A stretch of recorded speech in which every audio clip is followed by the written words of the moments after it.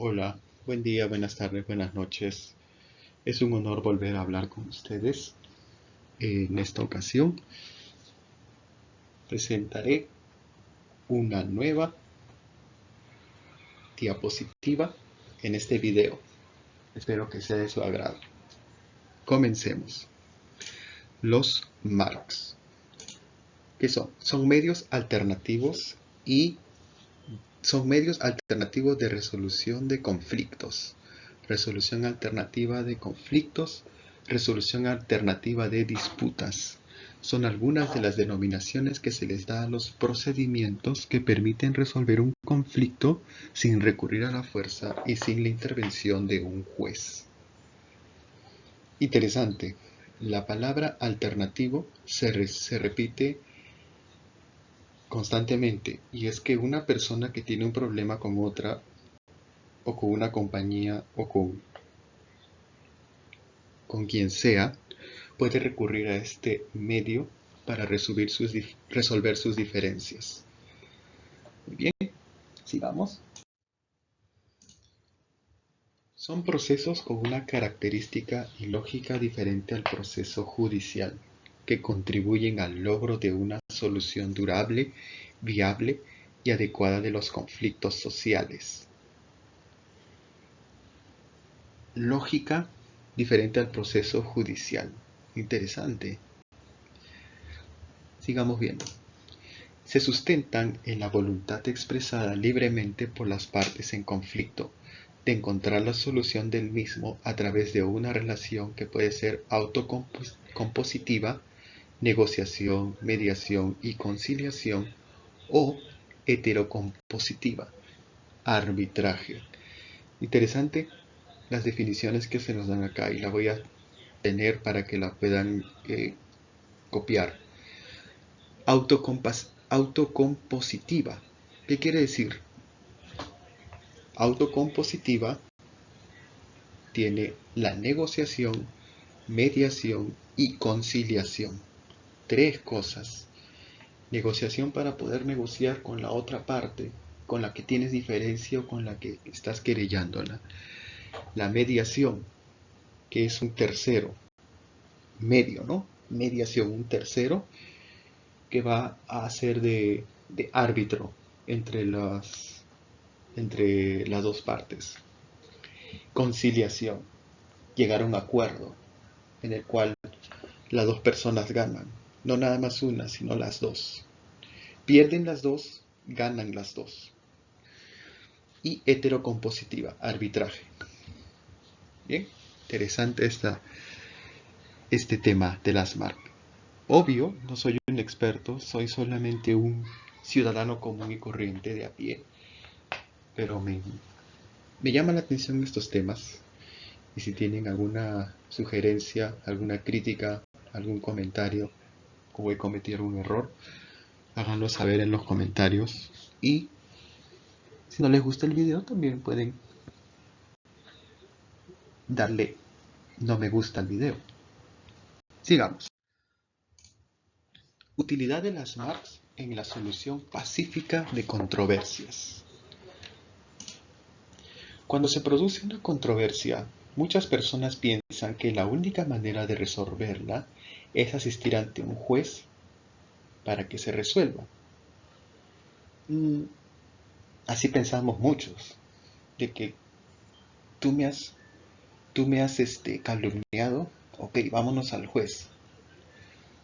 O tú me has robado, ok, vámonos al juez. Todos los problemas que uno tiene, las controversias, y lo primero que pensamos es, vámonos al juez, al juzgado, al magistrado para que decida sobre este caso. Pero, ¿qué es lo que pasa? Sin embargo, actualmente existen los mecanismos alternativos de solución de conflictos que son probabilidades distintas al proceso judicial que sustituyen la decisión del juez por una decisión de consenso entre las partes involucradas. Como ya dije, las MARC son alternativos al proceso judicial. Consenso. ¿Qué quiere decir consenso? Que llega a un acuerdo las dos partes. Eso es una alternativa para que la puedan tener en cuenta. Sigue diciendo, ahora es posible abordar los conflictos de distintas maneras, utilizando como herramientas las posibilidades que se sustentan en el diálogo, como son la negociación, mediación, conciliación y arbitraje, que se están usando cada vez más en todos los campos de la interacción humana, en la escuela, la familia, los negocios, la comunidad, en aspectos laborales, vecinales, etc. Todos los aspectos que tú te puedas imaginar, podemos usar estas marcas para poder resolverlos de una manera pacífica. Entonces, el diálogo es interesante, la negociación.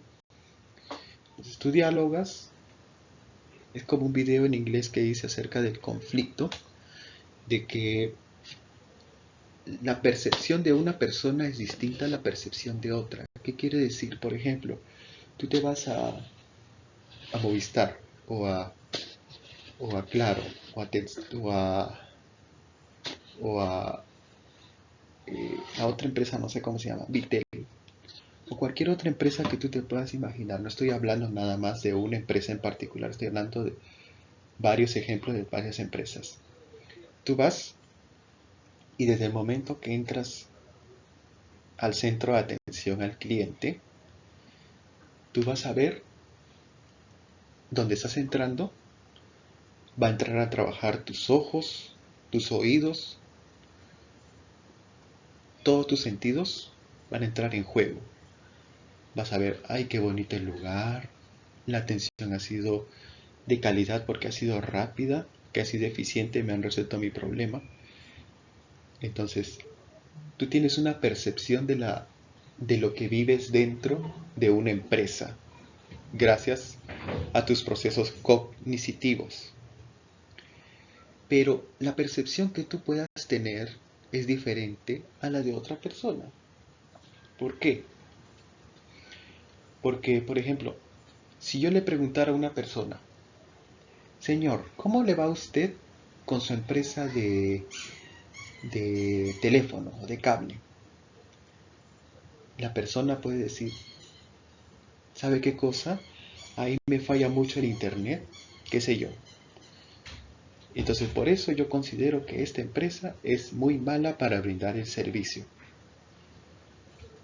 Muy bien, es su percepción del señor. Pero quizá tú le preguntes a otra persona, ¿qué opina usted de su compañía de teléfono? Me parece muy eficiente porque cada vez que llamo, vienen rápido a resolverme mis problemas. Entonces, una persona no se siente satisfecha porque no tiene el servicio garantizado, mientras que la otra persona se siente satisfecha porque por el mismo reclamo le mandan rápidamente la solución o le solucionan rápidamente el problema. Entonces, de la misma situación que uno tiene, otra persona piensa diferente, otra persona siente diferente. Esa es la percepción que percibes tú. Algo es bueno, algo es malo, algo es rápido, algo es lento, algo es eficiente, algo no es ineficiente. Es tu percepción. Y nadie te puede decir, oye, tú tienes una percepción mala o una percepción buena porque es subjetivo. No hay una regla que diga, tu percepción tiene que ser así, así, así. Sigamos. Antecedentes de las Marx. La historia señala que la primera forma de resolución de conflictos entre los hombres fue la ley del más fuerte. Interesante. Más adelante, la organización de la familia y la búsqueda de armonía en la convivencia permitieron que surja la figura del padre o cabeza de familia. Entonces, las personas de antes tenían cierto respeto al padre o la cabeza de familia, o sea, él era el que resolvía todas nuestras disputas. Antes, ¿de cuántos años estamos hablando? De unos 40, 30 años, que era esa figura del papá. de que todos teníamos que ir a él para pedir consejo, para pedir ayuda, lo que debíamos hacer, etcétera. Además, aparece el respeto a la sabiduría del anciano, patriarca o patriarca, lo cual trajo nuevas formas de reconciliación y avenimiento. Si no había un papá en la casa, había un tío, había un abuelo, había un vecino, que porque era una persona mayor, tenía la sabiduría para poder traer esa conciliación entre dos partes. Por ejemplo, un hermano se pelea con otra hermana, o una esposa se pelea con su esposo, un vecino se pelea con otro vecino. Entonces llegó a aparecer eso también. Estamos hablando de hace unos 30, 40 años. Que sigue habiendo, pero ya no como antes. Con el tiempo, el inconformismo y la inejecución de las sentencias hicieron que aparezca la noción superior de una persona que concentre en sí la representación misma de la justicia y que cuente con una autoridad incuestionable, el juez. Hay faltas ortográficas, pero porque el teclado está en inglés. Entonces, por eso de que hay estas faltas. Pero bueno, en fin. Entonces, como ya la sabiduría de... ¿Qué es lo que pasa? Como se menciona en el punto anterior, el padre o cabeza de familia o la sabiduría del anciano, ¿qué es lo que pasaba? Muy a menudo pasaba de que el padre o cabeza de familia o el sabio anciano a veces tendían a parcializarse. ¿Qué quiere decir parcializarse? Parcializarse, o sea, estar con una opinión o tener un punto de vista que estaba a favor de alguien o a favor de otra persona. No había neutralidad, no había imparcialidad. Entonces, por eso que sale esto del juez. El juez no es que por su sabiduría nada, el juez lleva largos años estudiando derecho en una universidad, largos años estudiando las leyes, la constitución, todos los estudios que un juez necesita toma años. Y el juez no se, no se va a basar en lo que diga una persona o lo que diga la otra. El juez se basa, mayormente los jueces se basan en dos cosas, en las pruebas y en los testigos. Pruebas y testigos, esas dos cosas son las cosas primordiales por el cual el juez se basa sus juicios. Y últimamente ha habido lo que se llama elementos de convicción, que ya uno puede averiguarlos más. Elementos de convicción. Entonces el juez es una institución, ya no es una persona, sino el juez es una institución por la cual uno tiene respeto y el juez tiene el apoyo del gobierno y la constitución. Las decisiones del juez son ejecutables inmediatamente. Muy bien. Se crearon los códigos y se fue perfeccionando la administración de justicia. Así es, el juez, como ya lo mencioné, pasa años estudiando lo que tiene que hacer cuando se le presenta un caso. No es que es una persona que de la nada ha salido y ya es juez. Absolutamente no. El juez es un profesional que está sentado frente a nosotros y que va a decidir lo que va a pasar de ahora en adelante. Lamentablemente, estos procedimientos con el correr del tiempo empezaron a alejarse de sus fines primordiales. Como ya lo mencioné, la sabiduría del anciano y el cabeza de la familia o padre,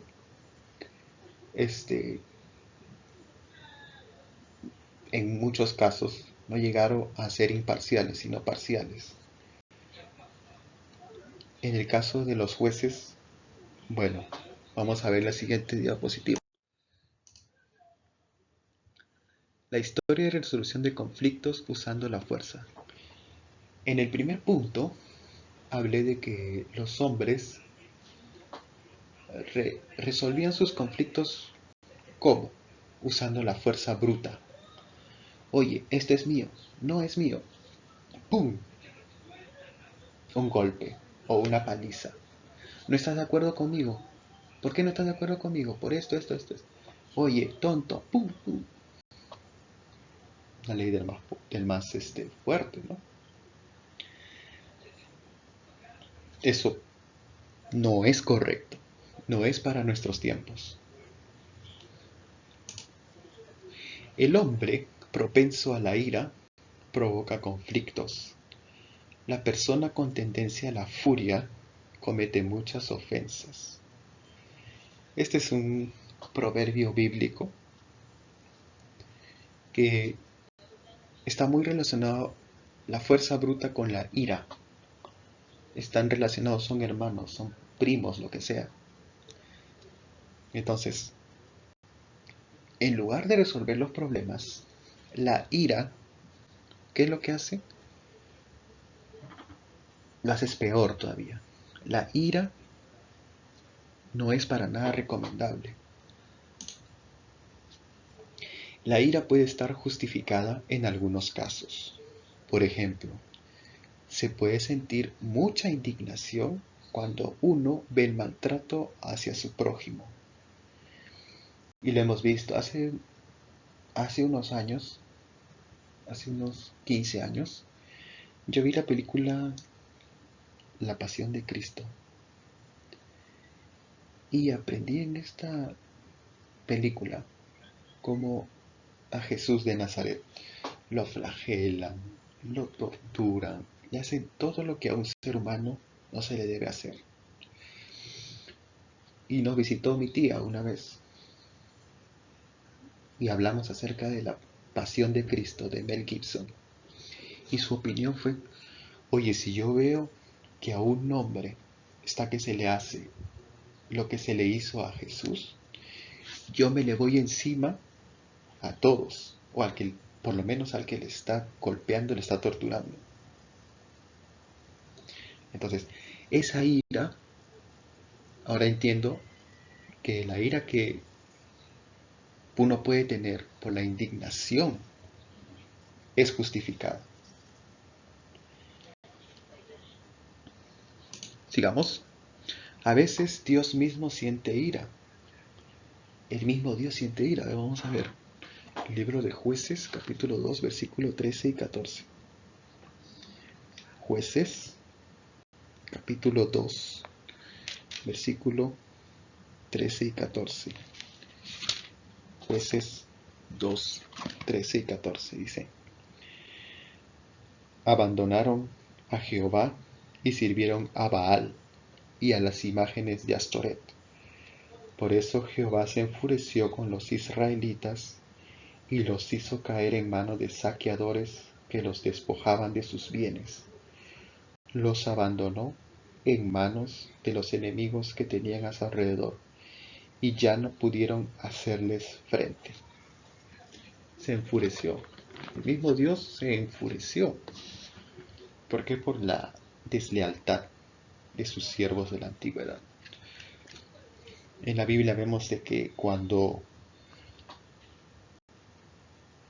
Dios libera a los israelitas,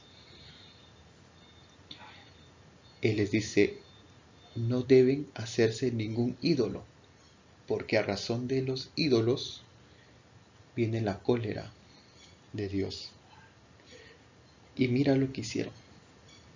Hicieron precisamente lo que no debieron hacer. Hay un dicho que dice, guerra avisada no mata gente. Y ese refrán sigue hasta el día de hoy. No provoquen a las demás personas. Más bien, usen empatía. Usar la empatía es muy bueno.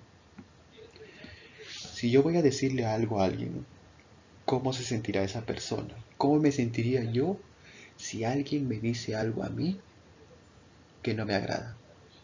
O que no me gusta su manera como lo dijo. La empatía es buena para resolver conflictos sin usar la fuerza. Es malo sentir ira cuando la controlamos. Es malo sentir ira cuando no la controlamos o no hay una razón justificada para enojarnos. Lo que sucede la mayoría de las veces con nosotros los seres humanos imperfectos. Cuando la ira está fuera de control, ya no vale para nada, solo para crear problemas. Vamos a ver el libro de Génesis, capítulo 4, versículo 3 y 8. Génesis capítulo 4, versículo 3 al 8 dice: Pasó el tiempo y Caín presentó algunos productos de la tierra como ofrenda para Jehová. Pero Abel ofreció algunos primogénitos de su rebaño, incluida su grasa. Ahora bien, Jehová aprobó a Abel y su ofrenda, pero no aprobó a Caín ni su ofrenda. Por eso Caín se enfureció y se sintió muy decepcionado. Entonces Jehová le dijo a Caín: ¿Por qué estás tan enojado y decepcionado?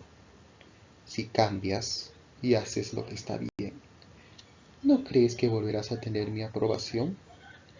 Pero si no cambias y no haces lo que está bien, el pecado te seguirá acechando a la puerta porque desea dominarte. ¿Y tú serás capaz de controlarlo? Después de eso, Caín le dijo a su hermano Abel: Vamos al campo. Mientras estaban en el campo, Caín atacó a su hermano y lo mató. A su propio hermano lo mató. Yo, yo puedo sentirme bien encolerizado con mis hermanos. Bien, pero bien encolerizado. Pero al grado de matarlos es algo que no pasa sobre mi cabeza. Pero vemos que Caín, porque no pudo controlar su ira estaba fuera de control, lo hizo perder el juicio totalmente y lo mató a su hermano. Muy aparte de que él recibió consejo del mismo Dios, pero él no le importó. Él desobedeció ese consejo. Uno puede sentir ira, pero debemos controlarla. Justificada solamente cuando hay indignación, cuando se está maltratando a tu prójimo, ahí sí puedes tener ira. Pero la ira que tú puedas tener no tiene que ser acompañada de violencia. No puede ser fuera de control. Uno puede sentir ira hablando nomás, gritando. Tú puedes sentir esa cólera porque algo se está haciendo mal, se está cometiendo una injusticia. Y tú te das cólera y gritas, hasta insultas, hasta hablas lisuras. Pero de ahí a que esté fuera de control, o sea, que tú quieras matar a alguien o usar tus manos, un arma o una pistola, en fin. Historia de los jueces. Muy bien. Moisés era el mediador de los israelitas y Dios. Él juzgó a toda la nación de Israel, que consistía de más de 1 millón de personas, durante aproximadamente 40 años. Muy bien, esa es historia, todos lo saben. Los israelitas tenían que llevar todas sus diferencias a Moisés. Pero, ¿puede un hombre atender a más de 1 millón de personas? Es increíble creer de que un hombre puede hacerse cargo de 1 millón de casos, 1 millón de, de personas demandando justicia. No se podía. Era una carga demasiado para un solo hombre. A consecuencia de eso, Dios permitió de que Moisés eligiera hombres sabios del campamento de Israel, hombres que se dedicarían a juzgar todos los casos judiciales. Solo los casos complicados e imposibles de realizar se traían directamente a Moisés para que Dios indicara cuál era su veredicto con respecto al caso. Esa es la historia de los jueces. Pueden tomar notas si desean. Oh, ¿qué es esto? Una imagen de... Esta imagen para los ingenieros de sistemas es algo normal, pero para nosotros es un poco confuso y un poco complicado. Yo veo esta imagen y no quisiera estar involucrado en eso. A ver, vamos a ver. Dice, en la actualidad es evidente la crisis del sistema judicial, por lo que mencioné unas diapositivas atrás. La crisis del sistema judicial, ¿cómo está? ¿Cómo está el poder judicial actualmente? Lo vemos en las noticias, en los periódicos, en el internet. ¿Cómo está la situación del sistema judicial? La lentitud, los altos costos y la desconfianza en las personas que imparten justicia. ¿Cuánto puede durar un proceso judicial? No dura meses, a veces los procesos judiciales duran años, años. ¿Y quién tiene años para invertir en, no sé, ir al juzgado, recabar pruebas? ¿Quién tiene ese tiempo? Ni los millonarios creo que tienen ese tiempo. Es por eso que hay esa crisis en el sistema judicial. Los altos costos, ¿cuánto te cuesta un abogado? Si tú quieres demandar a alguien, ¿cuánto te cuesta un abogado que lo haga? Claro, si tú cometes un crimen, tienes derecho a un abogado, porque así lo prescribe la ley, pero si tú por tu propia cuenta quieres demandar a alguien y así tú tengas un amigo que es abogado, qué sé yo, el proceso en sí cuesta dinero. Recabar las pruebas, testigos, y más cosas tienen un costo. Y la desconfianza en las personas que imparten justicia. Bueno, hay personas que no confían en el sistema judicial por los fallos que los jueces dan. Pero un juez tiene esa prerrogativa de que todos sus fallos son en base a sus estudios, a su experiencia. Entonces, claro, existe la apelación. Tú te puedes ir a una corte superior, hasta una corte internacional. Es tu derecho. Pero la prerrogativa del juez es impartir la justicia como él cree que debe ser impartida. Sigamos.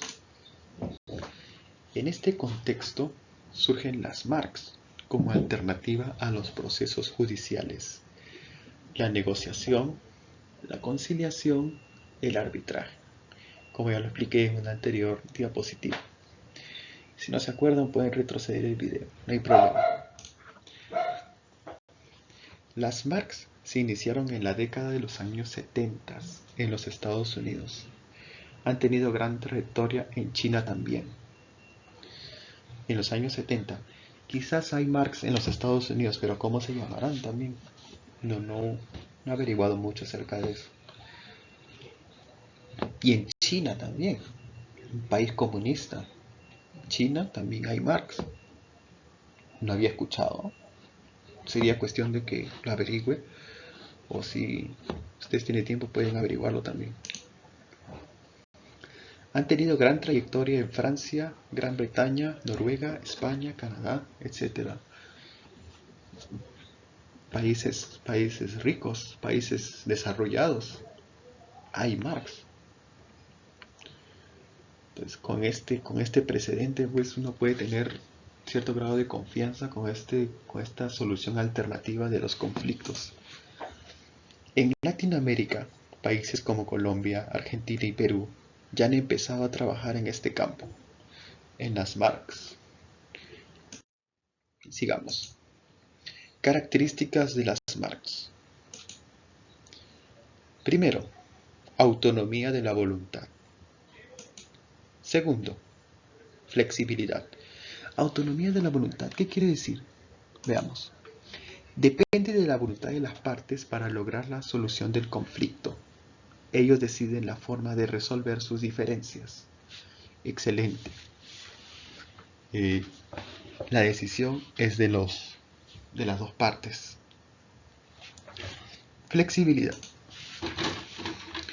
Pueden hacerse valer diferentes criterios elegidos creativamente e imaginativamente por los interesados. Ahí está. La creatividad humana no tiene fin, la imaginación también, y eso se puede usar para resolver un conflicto o una diferencia que se tenga con algún vecino, algún familiar, etcétera, un amigo. Tercera característica de las Marx, ambiente no adversarial. Se busca promover una atmósfera de colaboración para solucionar las diferencias. Es decir, cuando se está yendo por el camino de las Marx, no hay ese ambiente tóxico que a veces hay en los juzgados, ese ambiente tenso. No, hay este ambiente, estas ganas de querer salir del problema de la manera más rápida, más eficiente. Cuarto, perspectiva futuro. Se reconoce la importancia de los hechos ocurridos en el pasado, pero se trata de encontrar en el presente soluciones satisfactorias de mutuo beneficio, justas y duraderas. O sea, hay un dicho que dice, el que no conoce la historia está condenado a repetirla. Entonces, acá no.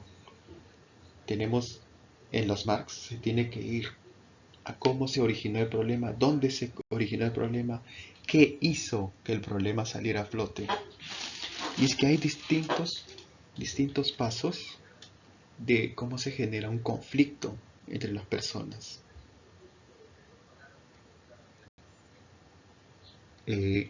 Algo que pasó con la otra persona, que uno se quedó callado, pero la incomodidad se quedó dentro. Entonces, la persona, mientras sigue aguantando, ese conflicto sigue creciendo dentro de la persona. Entonces llega un momento en el cual hay un detonante y la persona expulsa toda ese rencor y se convierte en el conflicto. Muchas personas tienen ese grado de paciencia y se guardan todo para ellas y no lo expresan. Pero la cuestión es que el problema sigue. Ya vemos lo que pasa. Sigamos. Muy bien, vemos en la imagen cómo se colabora entre las partes. Veamos. Resolución del conflicto en forma cooperativa. La posibilidad de que las dos partes salgan ganando y no solo una, como en el Poder Judicial. Este es interesante. En el Poder Judicial siempre hay un ganador. En las Marx, en estas Marx, las dos personas ganan. Las dos personas pierden y las dos personas ganan por igual. Se ponen de acuerdo, dialogan. Oye, ¿qué es lo que me molesta de ti? ¿Qué es lo que no me molesta? ¿Qué es lo que pasa? ¿Cuál es la mejor situación entre nosotros para resolver este conflicto? 6. Rapidez y economía. Economía de tiempo, dinero y desgaste emocional. Como lo dije anteriormente, en el proceso judicial puede demorar años. En el caso de las Marx, lo máximo que se ha visto es que el proceso judicial puede tomar hasta meses, pero no años. Se ha visto últimamente eso en el caso de las Marx. Pero no se puede imponer a las personas qué es lo que tienen que hacer. Si una persona está decidida por ir a un proceso judicial donde el juez dictamine y la persona gane y la otra persona pierda, es su derecho. Pero si quiere optar por las marcas, estamos viendo las características. Séptima característica. Contribuyen a fomentar una cultura de paz. Consiste en aceptar la existencia del conflicto, enfrentarse a él para resolverlo, buscar soluciones creativas mutuamente satisfactorias, superar el conflicto y continuar con la vida pacíficamente. Se cuidan y protegen las relaciones entre las personas. Estas 7 características son las que tienen las marcas. Juzguen por ustedes si son buenas características o no. Las marcas se dividen en A. Medios autocompositivos. B. Medios heterocompositivos. ¿Qué querrá decir? Vamos a ver. A. Medios autocompositivos. Se llaman así porque el control del proceso y la solución del mismo están a cargo de las mismas partes involucradas. Estos mecanismos son la negociación, la conciliación y la mediación. Autocompositivo, o sea, auto de uno mismo, o sea, las dos partes tienen el control del problema, toman ese control y ellos mismos se esfuerzan por llegar a una solución. Como ya lo dije, negociación, conciliación y la mediación. Negociación es un proceso informal y flexible en el que las personas pueden dialogar entre sí de manera directa, sin la participación de un tercero. ¿Ok? Estamos viendo la definición de una negociación. 2. Mediación. Es un proceso en el que una tercera persona llamada mediador ayuda a que dos personas o partes se escuchen y descubran sus verdaderos intereses, facilitando sus negociaciones. El mediador no propone fórmulas de solución. Ahí está la mediación. Es como un moderador, el mediador en este caso. 3. Conciliación. Es un proceso de diálogo estructurado que se desarrolla con la participación de un tercero, que es el conciliador, el cual facilita la búsqueda de soluciones en base a la autonomía de la voluntad de las partes, pero puede proponerles fórmulas de solución no obligatorias. Esto ya es estructurado, ¿no? O sea, tal día vamos a hablar de esto, tal hora vamos a hablar de esto, vamos a hablar de esto o del otro, no vamos a hablar de esto o del otro. Así es, una estructura, un orden. Muy bien, me parece interesante este tema. B. Medios heterocompositivos. Se caracterizan porque el control y la solución del conflicto no es responsabilidad de las partes, ya que ellas no tienen ningún control en el proceso, el cual depende de un tercero que es el que va a resolver. Ahí está. El medio heterocompositivo, las dos partes se someten a este tercero que va a determinar cómo se va a llevar este control y solución de ese conflicto. Ya no las partes, sino este tercero. Arbitraje. Es un proceso en el cual la solución del conflicto proviene de un tercero, denominado árbitro, el cual estudia el problema e impone una solución a través del laudo arbitral que debe ser acatado. Equivale a una justicia privada. Además, existe el arbitraje de derecho y el de conciencia. Muy bien.